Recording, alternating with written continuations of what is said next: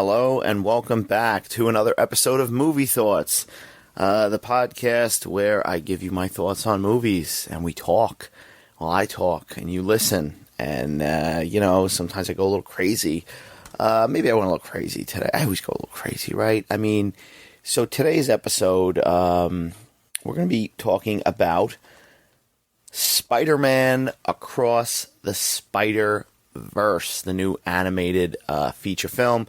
Obviously a sequel to 2018's Spider-Man Into the Spider-Verse, which was a cool, animated movie that showed all these different, dimensional Spider-Mans and introduced our first on-screen version of Miles Morales, right? An alternate Spider-Man that was introduced, I believe, I'm not going to go and get my comic knowledge messed up, but I believe he was introduced in the when they rebooted the Ultimate Spider-Man comic, right? Am I remembering people, Marvel fans, comic enthusiasts who know more than me? Is that when he was introduced, Miles Morales? Probably, right? And then obviously he made his transition to film with the first entry in the series. Now this is a trilogy. This is going to be a trilogy. First things first with this film, because I know they toyed around, I think, with calling Across the Spider-Verse Part 1 or Part whatever the fuck. And I guess it's not, I'm not going to really talk about spoilers, storyline, but this movie does end on a cliffhanger. And I think that's one of those things, like, do you need to know that a movie ends on a cliffhanger? I don't know. It's a conversation to be started there. I mean, expectation of, if a storyline, there's always the argument is like, all right, is this kind of like story not finished? Yeah. Is it going to disappoint some people? I don't know. I mean, it leaves on a cliffhanger, gets you excited, right? I mean, another movie that recently left on a cliffhanger that wasn't billed as being left on a cliffhanger was, of course, Fast X, which, if you saw that movie, it ended on this mind-boggling cliffhanger of literally the walls and the water and the bombs closing in on Vin Diesel, on Dominic Toretto. But, like, I personally think he could just fly out of there. He's just going to have the ability to fly in the next movie, and he's just going to leap, and he's going to get out of that. But yeah, so Across the Spider-Verse does end on a cliffhanger, which, just expect it. And it's one of those things, because when you're looking at, like, this movie's about 2 hours and 20 minutes, I believe. Maybe a little shorter, minus the credits and stuff. But, like, when you're noticing that there's a lot left to be done, and you're getting to, like, the 2-hour mark, and you're like, all right, there's, they're going to fucking close this off, and then, of course, to be continued. But, first of all, really fucking cool movie. Just like the first one, really cool movie. I missed the opportunity to see the first one on the big screen. I think it was one of the busy times where I just didn't get a chance to go see it. No, it was COVID, right? Yeah, it was probably smack dead in because 2018, it was kind of smack dead in that COVID-ish time. So, like, I didn't go to the theater. I know I had an opportunity. I remember one distinct day that I had the opportunity to go see it, and I didn't. And it's a movie that, honestly, is really cool. Would have been really cool to see on the big screen, as I see from the second one. But, I own the first one, and I enjoy this movie. It's a fun movie. It's cool. I love all this multiverse shit. I love that it's coming to the films.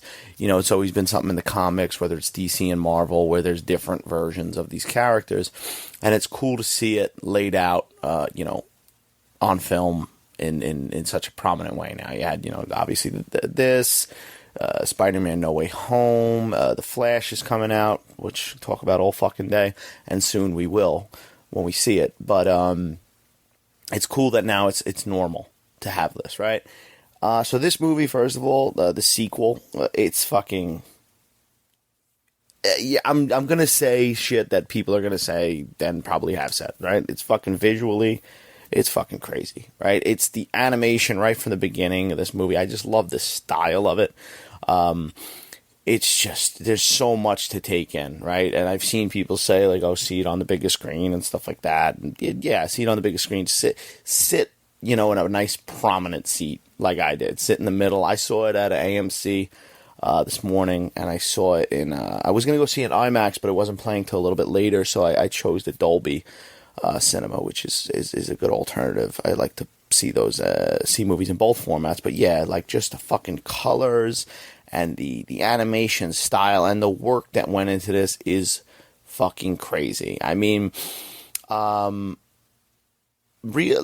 a little bit long for an animated movie, like, having that feature length, really that 2 hours, 20 minutes, like I said, with credits, a little bit long for an animated movie, but is very, very fast paced. I only bring up it's a little long because, like, there's some kids in the theater and stuff like that, and I don't think, kids really have, younger kids especially, have the attention span to watch, like, let's say a 2 hour and 20 minute movie, even though it's animated. This is why movies like Minions, and even recently with the Super Mario Brothers movie, hour and a half, right? So that's like the hour and 20, hour and a half is a sweet spot for kids. So like for this movie, there's a lot of adult themes in this. I wouldn't even say that Spider-Man Into the Spider-Verse, or this one Across the Spider-Verse are particularly, kid movies. Obviously, when you strip everything away, it's a fucking cartoon Spider-Man movie, so there's going to be people that bring their kids. But, it's got very adult themes. Could a kid enjoy it? Yeah, sure. I guess a young kid. This is more like the teenager range, right? And up. I enjoyed the shit out of it. I mean, I thought it was a lot of fun. As I said, the visuals are really like the meat of what you're watching on the screen. You never, this style, it's really the closest that you would say is like literally a comic book come to life, right? Just as far as like the little pop-up fucking scribes, just like you'd read in the comic that happened, but just really just the action is the epitome of what a comic book is. When you're reading the best comic and you're having fun with it and that's what this feels like, right? It's just so awesome. There's references galore. I'm not going to be, going into all the references, but there's references. I definitely missed a ton. I definitely saw a ton. I missed a ton. And there's so much for Marvel fans in this and Spider-Man fans as well, as far as the alternate versions of Spider-Mans. And they goof on some of them and stuff like that. What is it? I think Andy Samberg was Scarlet Spider, if I'm remembering correctly. And he pops up here and there, and I think he's just funny, as he always is. But there's references to the movies. There's so many references. I'm not going to sit here and give everything away. I don't even know. I mean, I think Scarlet Spidey, people knew he was in there, right? Did I just spoil that? I don't know. I fucked up if I did, but I'm not going to spoil other stuff. But there's cinematic, like live action cinematic references. There's obscure fucking Spider-Man references, and it's all fun. And they just throw so much shit at you. It's a little bit like an overload, right? Of just the visuals, the fucking shit that's going on. A good story, obviously heartfelt. Listen, it's hard with animation to get into those, tug at those heartstrings sometimes, especially towards, a 35-year-old man, or 34. I'm still 34-year-old man like myself, but. I definitely enjoyed a lot of it, right? So Haley Steinfeld is Ghost Spider. You got Shamek Moore as Miles Morales. Daniel Kaluuya is in a small role as Spider-Punk. Jake Johnson returns as Peter Parker, Spider-Man, and a whole slew of cast, right? I mean, like a ton of people. Jason Schwartzman is in here. He's really good. Just everybody, and even just looking at the cast now, like I'm seeing people that I didn't even realize were in here, and maybe they're spoilers, so maybe I'm not going to mention them. But also, fucking Oscar Isaac, great in this movie. I love Oscar Isaac. He's great in this movie. Just he lends his vocal talents to a role in this film, and yeah, what could there's a lot of jumping around through dimensions and stuff like that. Like I said, it's like almost it's it's a little cocaine infused, right? It's crazy visually. I mean, you're gonna get visually, like, when you walk out of there, you're gonna be like, fuck, man, I just went through a fucking, you're gonna feel like you went through another dimension, because that's how that's how much shit's getting thrown at you. But enjoyable, fully enjoyable. Like I said, 2 hours 20 minutes with credits, but flies by. Doesn't really feel slow. On an unrelated, just angry nerd note, I fucking sit in the theater, right? And I go to a listen. I love going to the theater. I like going on Thursday nights. If my ideal times, if my work schedule allows it, I like going on like a Thursday night when a movie first comes out, because you get the people who really want to see the movie. They want to be the first people to see the movie, right? The Thursday night early screenings. Alternatively, I like to go today on Sunday. I like to go Sunday, like early Sunday. I'm a big fan. My wife, not always a big fan of this, but I'm a big fan of seeing movies like in the AM. Because you got the whole day, especially if it's a longer movie. You know, if you're going to go see Avatar 2 and it's fucking 3 hours, I'd love to see it at 9 in the morning. That's not ideal for some people. I recently went to like early screenings of like Evil Dead Rise, which who doesn't want to start their morning with some coffee and fucking bloody Evil Dead in a high-rise building, right? Deadites running around. But my point is, I like to go early in the morning. It's, with a movie like this, as I said, it's kid-friendly, not so much as a kid's movie. It's not aimed at kids, but it's kid-friendly, so I expected a little bit of kids, right?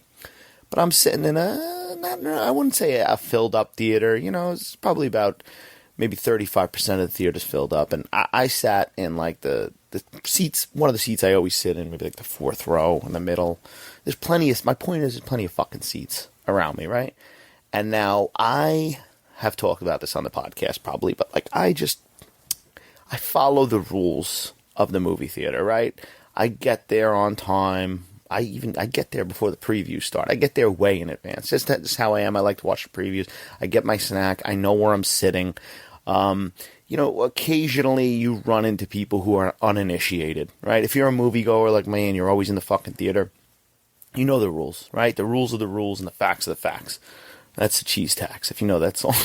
But the rules are the rules, right? And there's movie etiquette, and you come into a movie early, you don't fucking know where you're sitting, you prepare. Like, recently I was at that Sebastian movie about my father. Go back and listen to that episode if you haven't already. But when I was in there, we had the 2 back rows, because I went with my family, and that was what was left, and that was what was together. So we got the 2 back rows, and I like, before the movie started, like, a couple of people walked in, and they were like, it was like, I don't want to say old people, maybe 50-year-olds, 55, a group of them, and they walk in, and like, they walk to our row, which is completely filled up, both rows. And they're like, huh? And they're looking around, and they're looking, they're scratching their head. Like, this is when, like, the previews just started, too, so now I'm starting to get into movie mode. I want to pay attention. And these motherfuckers are like, oh, where is it? And they're not saying it to us, because I'm ready to be like, yo, here's my tickets. These aren't yours.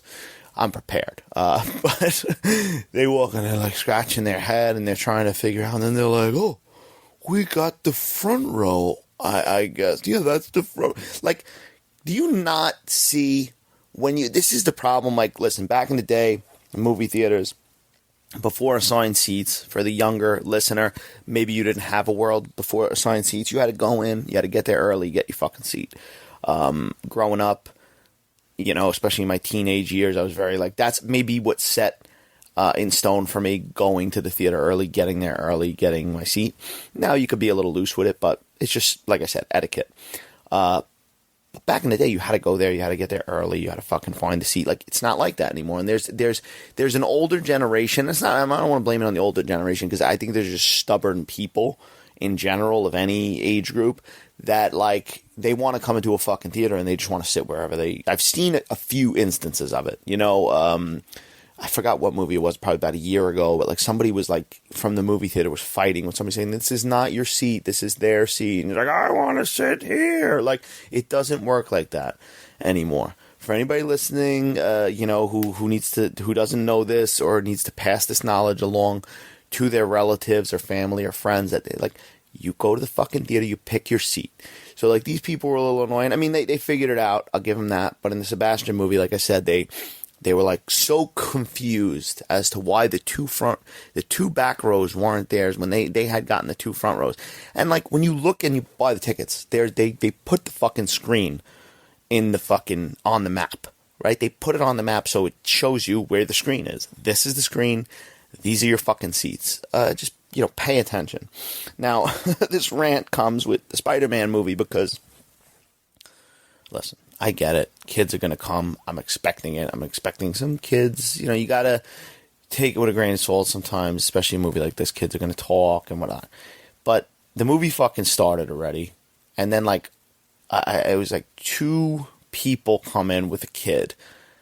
And they, like, I ready there. The movie, like, not long into the movie, but at least a few minutes, right? And just getting into it. And, like, these people come in, and they got a little kid who's like, now I start getting into, I don't know how fucking old the kid was, but the kid was walking, but the kid was talking like Goo Goos and Gagas. So it was a little confusing. I don't know what fucking age it was. Kid was talking like fucking Grogu from The Mandalorian, okay? But was walking. So I don't know. Then I start thinking, all right, maybe this kid, he's a little, they baby him a little much. Anyway, whatever. I'm not going to stop bashing the kid. I guess I probably will at some point. But I just get so annoyed because, like, you're coming in late. Then they're trying to, like, walk. Of course, they come in my fucking aisle. I'm sitting there alone. I went solo today. All right, wife wasn't around. So I couldn't drag her to this one. But I went solo. I'm sitting there. And I'm like, please don't fucking come down my row. And, of course, they come down my row. And then they're inching forward. It's like the one adult, then the kid, and then the other adult in back, right? It's like a moron parade. And they're inching down the theater, or my row, rather. And they're like, oh, where are the seats? Wait a minute, where is it? Is it over where D? And they said, like, the number that was, like, a couple away from mine. They were like, D11, or whatever the fuck it was. And I was like, oh, fuck. I was like, fuck me. And, then they slowly inch, like, it was completely dark at this time because obviously they shut the lights for the movie. And then they start flashing a light to try to see where the seat, and then, like, I don't have patience. Okay, my blood starts boiling. Then the kid, God have mercy, but the kid is just, like, stops in front of my extended, like, I pull in my feet, like, so I had the recliners up, and then I pull in my feet, and, like, I don't pull the recliner back, but I pull my feet up so they're not, like, hitting my feet, and I give them the courtesy, but then, like, the kid stops mid my recliner, and so then, like, I'm holding my feet, and then, like, the parent in front, or whoever it was no better, because they stopped, and so I'm, like, just kind of, like, pulling my feet up. Then the other adult at the end, like, you think, that's the thing, stupid people, unfortunately, have kids and whatever, and then they pass it on to stupid, they pass it on to the kids, and then it's just a multi-generational thing, okay? And, and then the third person, the other adult, like, stops in front of my chair as well, and then, like, hits my feet, like, hits my recliner, and just keeps hitting it, and trying to get through, because I guess they couldn't see where they were going with the dark. And I'm just like, I'm staring at them, and, like, they probably couldn't see my face in the darkness, but I wasn't happy. I was staring at them with a, like, that kind of look. Long story short, though, then, like, they got through finally. I mean, she had the decency at least to say, oh, sorry. Like, after she bumped me 40 times, and I was crouching my feet up, like I was trying to, like, hide from something, and I'm waiting for you to pass, and you don't see this. And then guess where they sit? Right next to me. Like, literally right next to me. And yeah, this is the problem with the movie theater. And listen, I'm always a big supporter of movie theaters, but I understand why people don't go to movie theaters a lot of time. If you don't, choose your hours wisely, as I said, I go on Thursday night, where the true fans are there. I go on a Sunday. I try to avoid a lot of the crowd on Sunday early morning. But you can't go to the movies on a Friday night or Saturday night. I avoid the movies at that time because that's like prime, everybody running around, too many fucking people. And so I understand why people, rather watch something in their houses, more comfortable. You don't have to deal with the talking, you don't have to deal with the bullshit. It is what it is. But So these people sit next to me, and the kid, not so much that I was distracted from the movie, although now I'm talking about this more than I'm talking about the movie. So maybe I'm ruined, okay? But, they sit next to me, and the movie goes on, and, a couple of goo-goos and gagas and whatever the fuck. Yet again, don't know how old this kid, why is he still goo-goo and gaga, but then at one point, like halfway through the movie, and this is what annoys me too, like they didn't seem like they were Spider-Man fans, these people. They seemed like they were there to take the kid, which justifiable, obviously. But like then halfway through the movie, like the kid's getting a little bit, like I see he's getting up, and he's like, he or she, I don't even know, it's fucking dark, and it is getting up and trying to like look over and stuff like that, and at one point they give him like, it looked like a game, like a phone with a game on it, and then he's just playing the game. So, like, why are you people here? That's my whole thing. Like, why are you people here? So, like, for the remainder of the movie, this child just played the game and didn't focus on the movie. So, why are you here? Do you people want to see Spider-Man? Because you don't seem like you're here to watch Spider-Man across the Spider-Verse. Why are you here? If the kid's playing the fucking game and he's not paying attention anyway, who gives a shit? And that's kind of, and then the light was like kind of shining. It's towards the end of the movie, so I let it go. And it's a kid. What am I going to do? Am I going to like fight? But I don't know. It's just, you got to have etiquette when you go to the movie. You have to have manners in life. You have to, appreciate the fact that there's other people watching the movie who paid for the movie. And unfortunately, some people just don't understand that. But I guess that's my rant. But other than that, fucking movie was fun. I highly recommend it. Cool because Sony is not always, Sony with their fucking Marvel stuff and what they've done with Spider-Man in the past, not always the best. Then they made fucking Morbius, they're all over the place, right? But like one thing they're getting right, working with the right people is the Spider-Verse movies. They're just great. As I said, great cast. The directors, I know the writers. The writers are Phil Lord and Chris Miller, and a guy named David Callahan, who, they did the Lego movie, they directed 21 Jump Street, and they've done a bunch of stuff, right? They were also, originally attached to the Han Solo movie, which they ended up getting canned for, but a lot of people were saying it was turned into fucking slapstick comedy. Maybe it was for the best, because I like the Han Solo movie for what it is. But who knows? But they do a good job. They were all part of the first one as well. And but the directors themselves are Joaquim Dos Santos and Ken Powers and Justin Thompson. The animation directors. Just to give them credit. I don't know who the fuck they are. But yeah, movie was fun. A lot of fun. If you could avoid annoying people at the theater, that's half the battle, right? I mean, what are you gonna do? It happens. As I said with this subject matter, I'm not like, I wasn't driving myself crazy. It didn't kill the movie for me, but I highly recommend this one. Also, fucking Burger King, and they've had this for the last few weeks, but I finally got one last night after I got home from a Mets game. They have a red Whopper, a red Spider-Man Spider-Verse Whopper. And Burger King I'm a sucker. Burger King every so often, they do some kind of burger and Whopper, and they change the bun color, and it's like I have to try them all. I just have to try them all because it's just something about the bun color. It's food coloring. It's whatever. They change the sesame seed color sometimes too. This one is red, a red bun with black seeds with Spider-Man, and then I think there's a different kind of cheese on it. There was like a white cheese instead of like cheddar cheese that a traditional Whopper has, but it was fucking delicious. I mean, it's basically a Whopper with a red bun. Nothing crazy. I had 2 of them myself. I went to the bathroom a couple times. Not to get into disgusting detail, but, I think I got most of the Spider-Verse burger out of my system now. Right before recording this podcast, I had to hit it up again, but yeah, go see Spider-Verse. Maybe sneak a red Burger King Whopper in there, Spider-Verse Whopper, and you'll enjoy the shit out of it, right? There's nothing better. Burger King did one years ago they did like an orange one. Oh, they did an orange one recently. There was a ghost pepper one, which was spicy. Fucked me up. It was a Halloween one. Then years ago, they did like a black one for Halloween. Then at one point there was a green one. I think one of them there was a white one. I don't even know if I had the white one, but there was one, I can't remember which color it was, but there was one that was like a nightmare Whopper, and apparently they put ingredients in there that have been tested to give you nightmares, which is probably bullshit, but I don't know. I mean, I had nightmares, like first-hand nightmares, when I saw what came out of me and what colors came out of me. That was terrifying. That was like a real-life nightmare. But other than that, I don't know. Go check out Spider-Verse. It's going.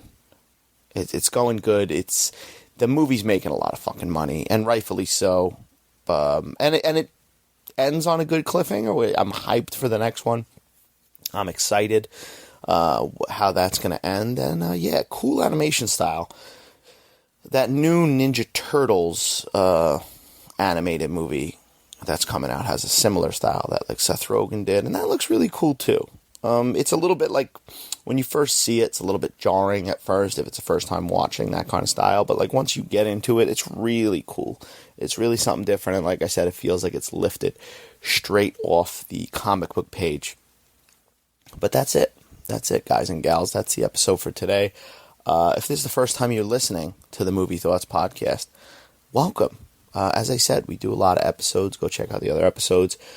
Check me out on Twitter, TikTok, and Instagram at Dom Solo Reels, where I post some funny videos. I just did a little Whopper video last night as I was eating the Whopper, by the way, so that's on my TikTok and Instagram. Also, subscribe, rate, review. If you're enjoying this, give me a bad review. Maybe I'll read it. I don't know, whatever. I'll do it. I'll do it. That's my Stallone. Check out the It's a Long Road podcast, which is a Rambo podcast that I do with my friend Ryan, and we just dropped episode 3. And if you watch it on YouTube, I'm wearing a fucking Rambo wig, because that's how I roll, on a bandana, because I had to get into character for that podcast.